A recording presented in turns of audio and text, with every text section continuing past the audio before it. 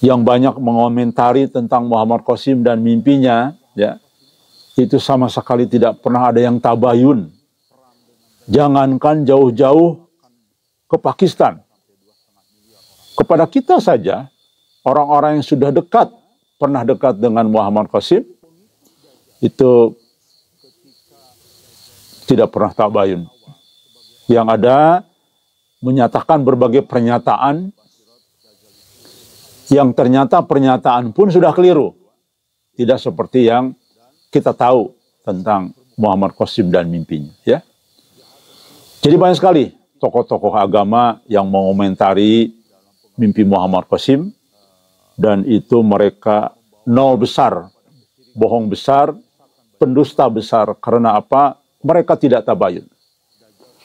Bagaimana mungkin menyimpulkan sebuah hal yang besar, namun mereka tidak pernah tabayun, ya. Bahwa mengapa di dalam mimpi Muhammad Qasim dikatakan bahwa perang dengan Dajjal dan pengikutnya itu memakan korban sampai 2,5 miliar orang. Ini artinya pengikut Dajjal, ketika Dajjal muncul di awal sebagai orang yang baik, karena jangan lupa di dalam Mubasyirat Dajjal itu bermuka dua, ya, diisyaratkan bermuka dua, yaitu bermuka baik dan bermuka jahat. Ya. Jahat tentu artinya dari fitnah, dari dia muncul, ya, jahat itu dalam pengertian justru membawa kepada kesyirikan, menyesatkan banyak orang, kan? Walaupun Dajjal seolah-olah dalam pandangan masyarakat menjadi orang yang hebat, ya, menjadi juru selamat, menjadi orang yang pintar berdalil.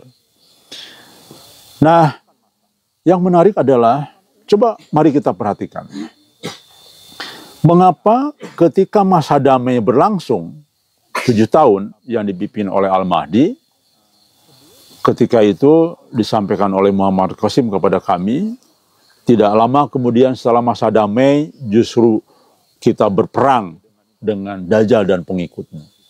Artinya justru di masa damai itu ketika Al-Mahdi berkuasa, kenapa Dajjal justru pengikutnya banyak? Berarti selama musim kekeringan 3 tahun terakhir, disitulah Dajjal mengumpulkan massa, mengumpulkan umat yang akan bergabung dengan dia. Jika benar bahwa Dajjal itu munculnya sebelum ya Al-Mahdi dibayat, katakanlah benar, kemungkinan misalkan tahun ini adalah tahun kedua, sesuai dengan informasi dari BRINS dan juga BMKG, bahwa musim hujan saat ini akan lebih pendek. Nah, kita perhatikan nanti tahun ini, jika benar musim hujan pendek, berarti kan musim kemarau yang panjang, lebih panjang.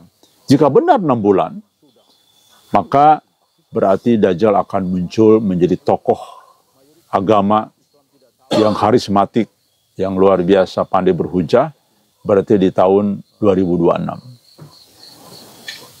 Berarti manusia akan lebih banyak percaya kepada Dajjal. Al-Mahdi juga sudah mulai berperan saat itu, ya, karena Pakistan sudah mengasingkan diri. Artinya ini, umat manusia tetap saja lebih banyak percaya kepada Dajjal daripada Muhammad Qasim. Karena begini, rekan sekalian, ada satu logika yang sangat penting kita pikirkan, ya. Pada saat nanti 2028, apalagi Muhammad Qasim sudah menjadi pemimpin Pakistan, maka mustahil mayoritas umat Islam tidak tahu bahwa Muhammad Qasim itu dianggap oleh Al-Mahdi, oleh pengikut, oleh sebagian umat Islam. Saya kira mustahil. Saya yakin hampir di seluruh dunia akan tahu bahwa Muhammad Qasim itu dianggap sebagai Al-Mahdi oleh sebagian umat Islam.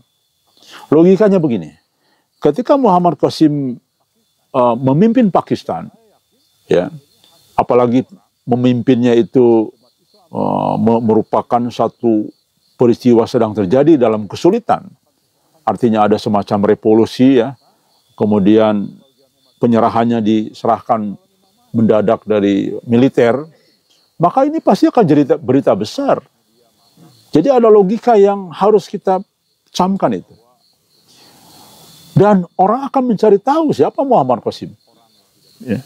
Apalagi insya Allah tahun 2028 Muammar Qasim namanya pasti akan dikenal luas ya. Karena sudah jadi presiden Pakistan. Dan saya yakin akhirnya hampir semua orang, umat Islam bahkan non-Muslim akan percaya. Akan tahu bahwa Muammar Qasim ini ternyata oleh sebagian umat Islam dipercaya sebagai calon Imam Mahdi. Saya yakin itu, ya. Bahkan mungkin banyak media massa, media barat juga mengulas bahwa pemimpin Pakistan sekarang tiba-tiba muncul sosok orang yang tidak dikenal, orang yang tidak memiliki pengalaman, tetapi hanya karena mimpi-mimpinya diangkat jadi presiden Pakistan. Pasti itu jadi berita. Nggak mungkin nggak. Ada yang mengulas, banyak yang mengulas itu media massa, pasti. Termasuk di Indonesia. Pasti diulas, kenapa Muammar Qasim menjadi pemimpin Pakistan? Karena mimpi-mimpinya ada sebagian. Sehingga militer menyerahkan kekuasaan. Pasti. Hampir semua presiden pasti tahu. Muammar Qasim menjadi pemimpin Pakistan. Pastilah, nggak mungkin nggak. Ya. Coba, mari kita main logika ya. Dan pasti tahu, mungkin bahkan seperti yang di dalam mimpi Muammar Qasim, nanti semua umat Islam akhirnya tahu. Ya mungkin dari situ. Peristiwa di mana Muammar Qasim berkuasa memimpin Pakistan. Kemudian akhirnya orang tahu, oh ini Muammar Qasim yang dipercaya oleh sebagian umat menjadi Imam Mahdi gitu ya. Pasti begitu.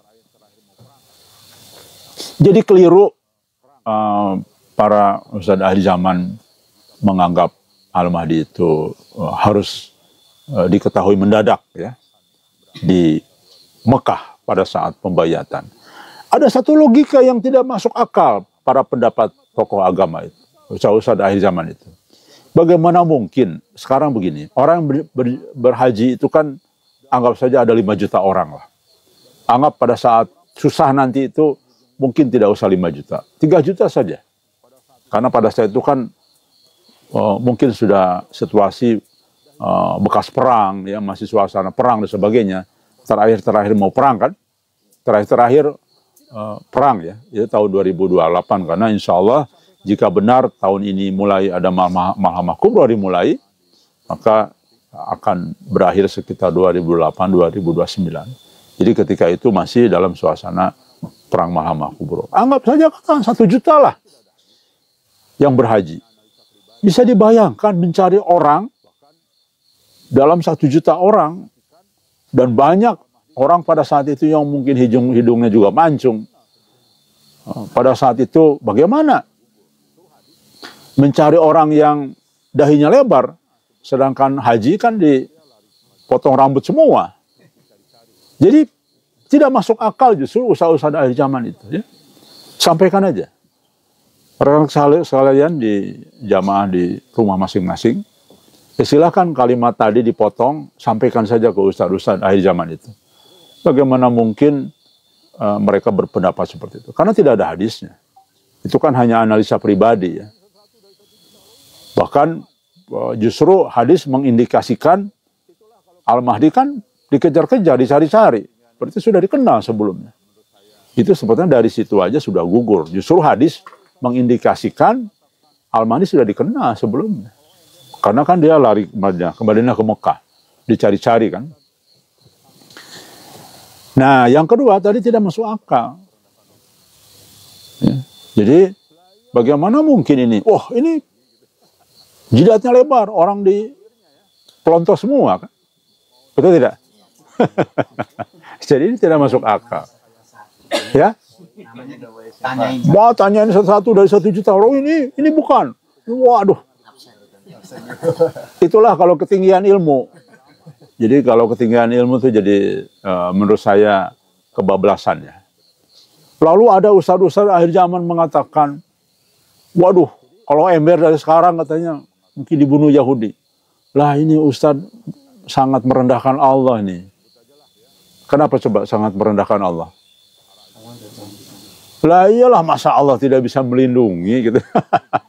Orang yang sudah ada takdirnya ya, siapapun mau dihalangi sama apapun, mau direkayasa oleh intelijen kelas wahid apapun, pasti Allah selamatkan, walaupun tentu penuh dengan liku-liku, ya, penuh dengan ujian, penuh dengan drama pasti.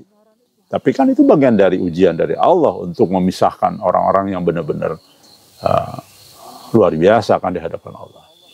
Jadi ustadz akhir zaman itu yang mengatakan, hampir semua loh, hampir semua saya perhatikan ya, baik saya sebut-sebut aja lah ya, siapa Dokter Arazi ya, kemudian Ustadz Isa Tanjung, kemudian Ujma dan yang lain-lain mengatakan yang sama. Loh kalau sekarang Al-Mahdi ngomong-ngomong dari sekarang, bagaimana mungkin Yahudi selamat gitu ya? Mungkin dibunuh Yahudi ya, itu menyepelekan.